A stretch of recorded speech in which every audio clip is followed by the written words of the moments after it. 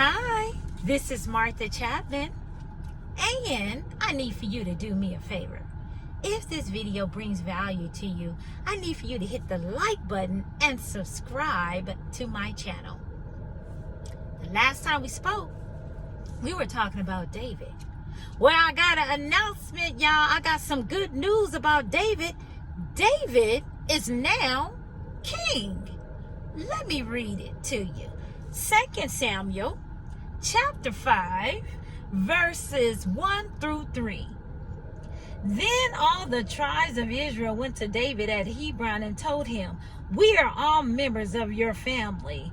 For a long time, even while Saul was our king, you were the one who really led Israel. And the Lord has told you, you will be the shepherd of my people, Israel.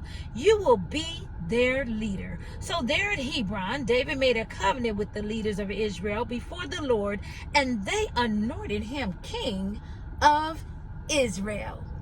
King him. Listen, there may be some things going on right now where you're doing all the work. You're feeling underappreciated. You're feeling less paid. You're feeling less value. But let me tell you something about David.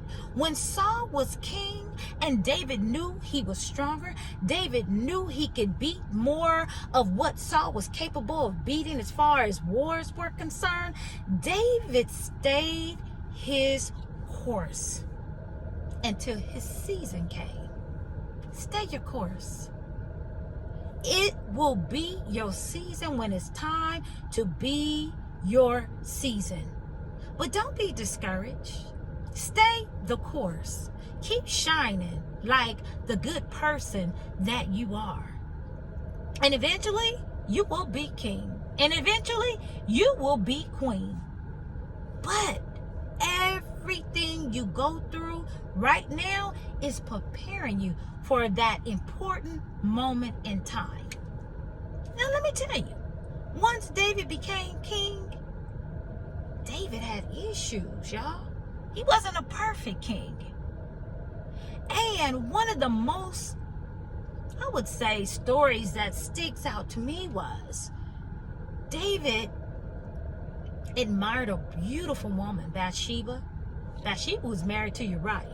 Uriah was fighting in the army. But David was determined to have her, and yeah, he did. They slept together. She got pregnant. He tried to have Uriah come off from fighting to sleep with his wife, but Uriah was so committed to his task that he didn't. So David made the mistake of having someone put Uriah on the front line and have him killed.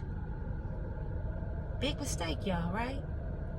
And the baby that David and Bathsheba had didn't live. But what I love about David is he went before the Lord and he asked for forgiveness. And immediately, God forgave him. There is nothing that you've done so bad that God won't forgive you. You want God's forgiveness. You don't want man's forgiveness, because see, man come with stipulations. Man come with you have to prove something. Man come with always tying you to that guilt. But God forgives you immediately. And guess what? After God forgave David, David allowed for Bathsheba and David to have another child, and the child lived. That's the kind of forgiveness that God has for us. Hold your head up. Walk in your forgiveness. And don't worry about what the past was, because you can't change it. But you definitely can do something about today. It's all about us pleasing God, right? And God looks at the heart. And David had a heart after God. God don't look at our bank accounts. God don't look at how many bracelets are on our wrists. He don't care about how many rings are on our fingers. How is your heart? How is you treating people?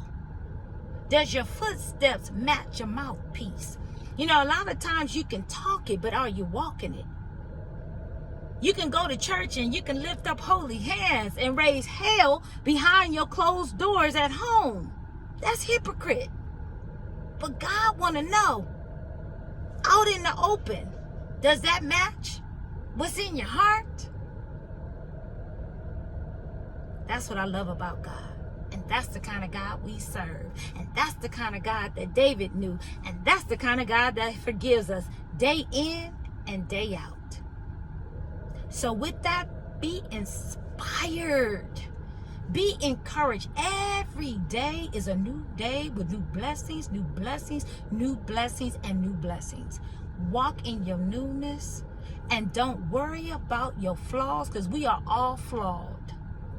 Trying our best to live the best life we possibly can. Take care, be encouraged, and stay inspired. Bye.